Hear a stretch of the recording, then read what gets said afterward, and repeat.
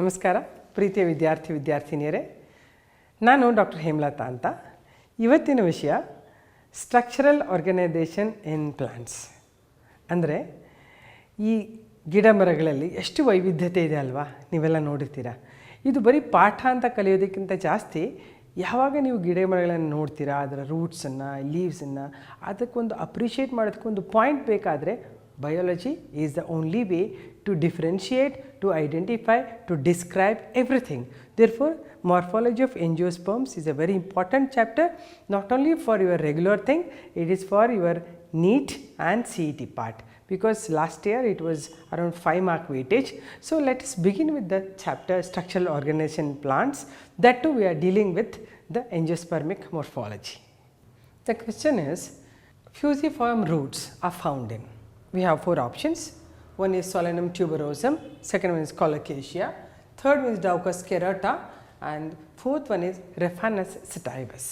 So, for this question you have to be familiar with their taxonomical names, because most of the plants, if they give you directly the names, common names, then you will be writing easily.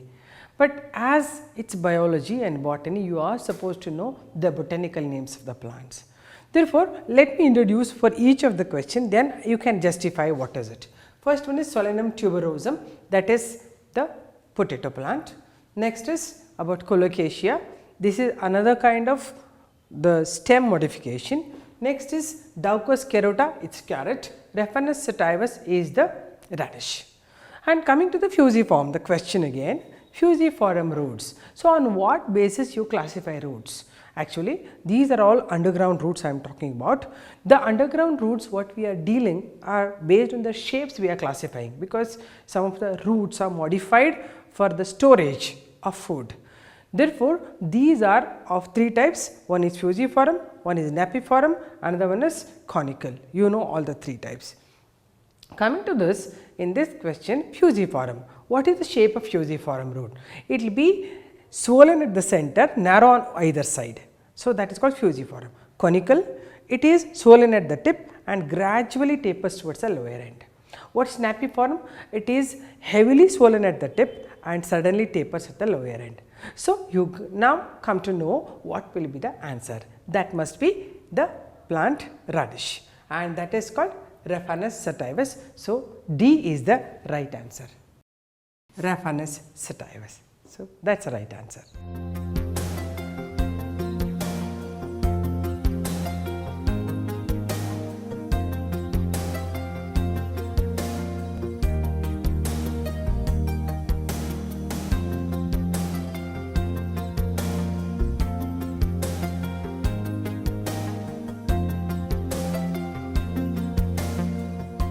Moving on to the question, it is the primary roots and its branches constitute.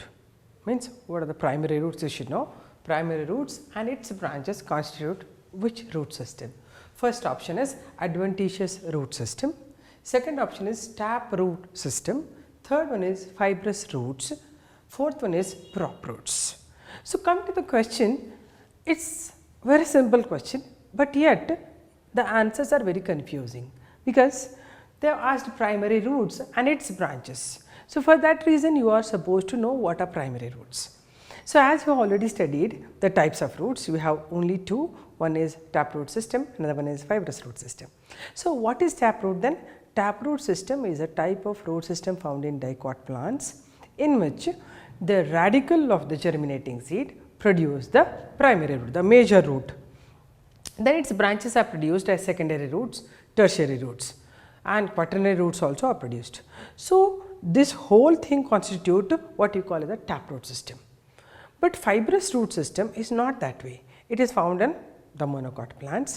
Here the roots are formed in bunches, because the roots are not developed from the radicle. Radicle is short lived in that. Therefore, the number of roots originate from the lower part of the stem, that constitute the bunch of roots called as fibrous root system. But what about the adventitious roots? Adventitious roots, you already have known the definition. It is any root that develops other than the radicle from any part of the plant body is adventitious root system. Almost like fibrous root also you can consider it as an adventitious root system only. But coming to the last option, it is prop roots. It is 100% wrong, because prop roots are the aerial root modifications found in some of the plants like peepal and banyan tree. Okay, they are actually adventitious roots. Therefore, among all the four, the correct answer must be the taproot system, B option, because it develops from the primary root and its associated roots together constitute the taproot. Therefore, that is the right answer.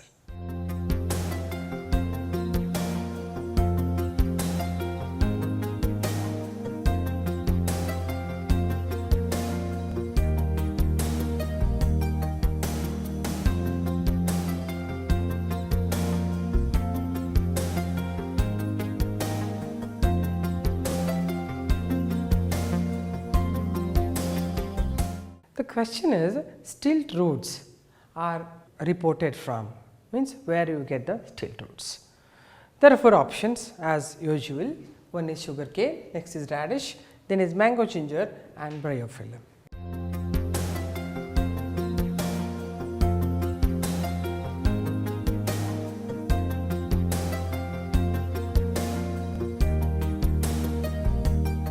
First of all, you are supposed to know what are stilt roots.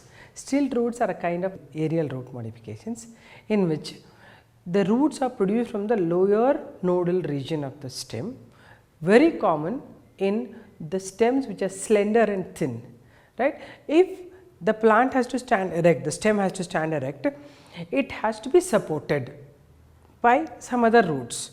Normally, stilt roots develop from the lower nodal region and insert in themselves into the ground, so that they give extra support to the plant body. And such roots you would have already seen, as in the diagram. It is shown that stilt roots of some of the plants are produced from the lower nodal region. And among this, I have given four options. Radish 100% is not the one, because radish is the underground root modification for storage. Next is mango ginger. It is actually a kind of stem modification for the storage. Then bryophyllum, it is a type of vegetative propagating plant. Any part of that bryophyllum, actually the stem which is thick and fleshy, can be grown into new plant, vegetative modification it is. So, among all the four, the right one is sugarcane. If you have seen sugarcane plants and maize plants, it is very clear that some small roots come out of the lower nodal region and help them almost like holding the whole stem straight. Therefore, the right answer is the sugarcane. So, sugarcane plants and all, whenever you see, before you have only sugarcane juice, you just watch them, how are they produced in nature.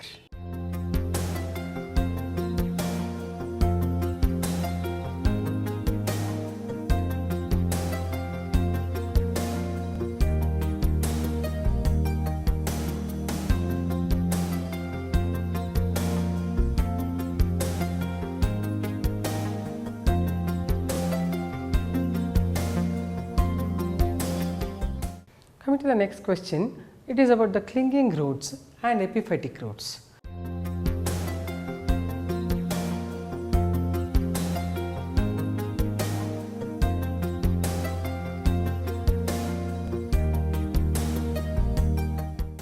So, once we talk about the roots, that too about clinging and epiphytic roots, they are the characteristic features of certain plants that depend upon the host only for the support, not for getting any nutrition or water from that.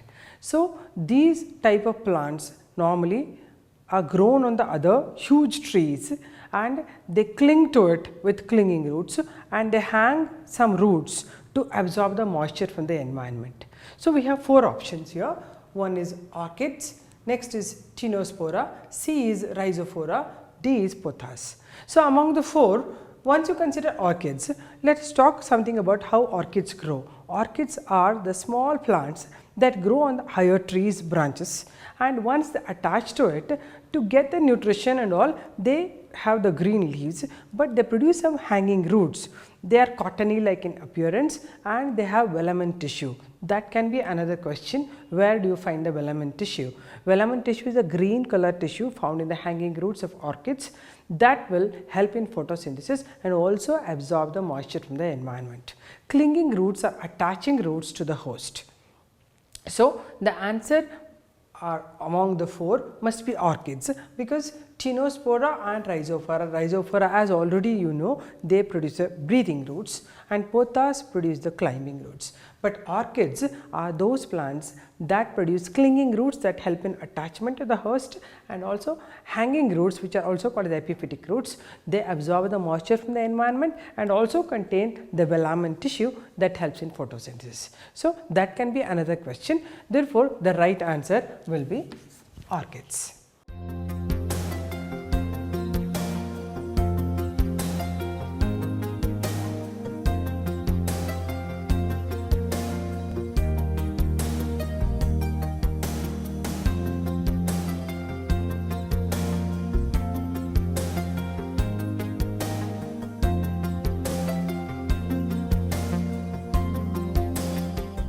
The next question is, which is not a stem modification?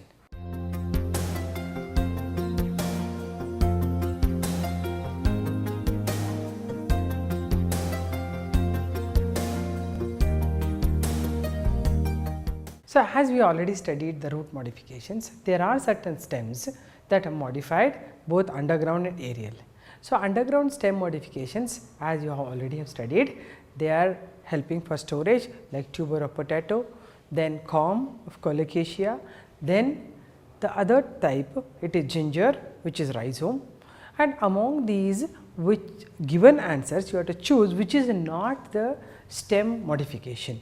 The first option is rhizome of ginger, next is corm of Colocasia, third one is pitcher of Nepenthes, and last one is tuber of potato. So, as we already know, rhizome of ginger is a right stem modification because it grows horizontally, thick fleshy stem with adventitious roots and scaly leaves. So, that can be another question, that what is rhizome. Next is corm of Colocasia. Colocasia, you have seen, I think it is a big type of stem which is having single internode. It produces daughter corms also, and in Kannada we call it Suvarnagadde. So, it is corm. That is another type of stem modification for storage. Coming to the picture of Nepenthes, Nepenthes already you know that it is an insectivorous plant. It feeds on the insects whichever come nearby by modifying its leaf like a pitcher or a jug like structure, and it catches the insects and it will digest them. Therefore, it should not be, and it is not a type of stem modification, it is a type of leaf modification. And last option is tuber of potato, and potato is also a stem modification underground for storage. Therefore, the answer is the pitcher of Nepenthes, because pitcher of Nepenthes is a type of stem, it is a leaf modification for the catching of insects, and it is called a carnivorous plant. So, that is the answer for this question.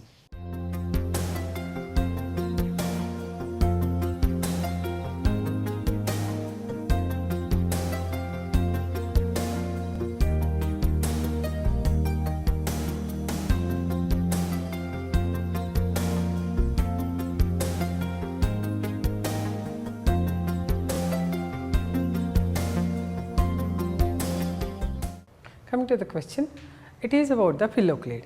Phylloclade is a modification of.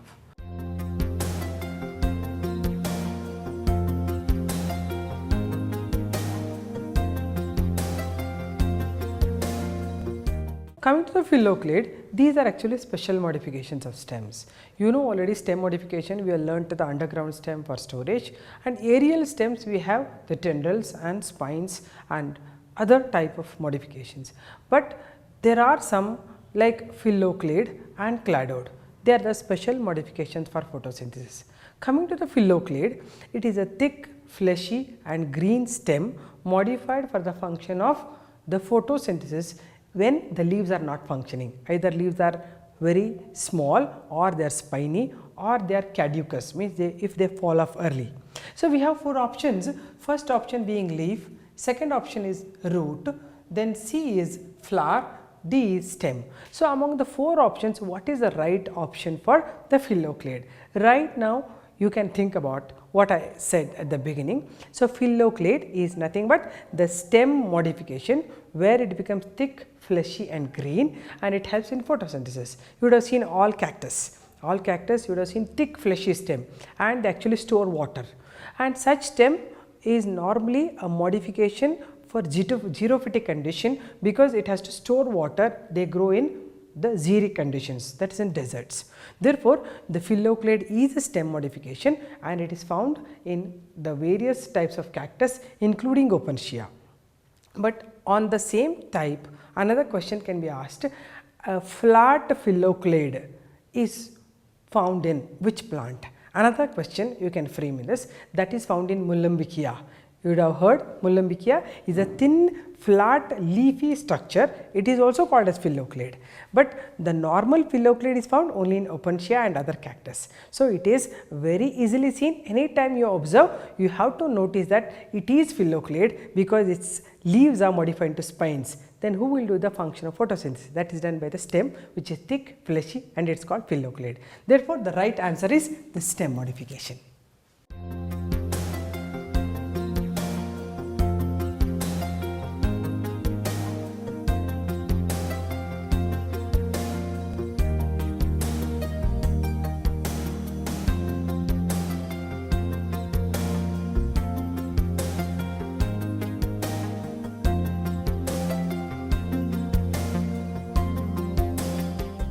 Pneumatophores, that question, pneumatophores are found in, is regular question, but here they have asked pneumatophores are dash and found in dash.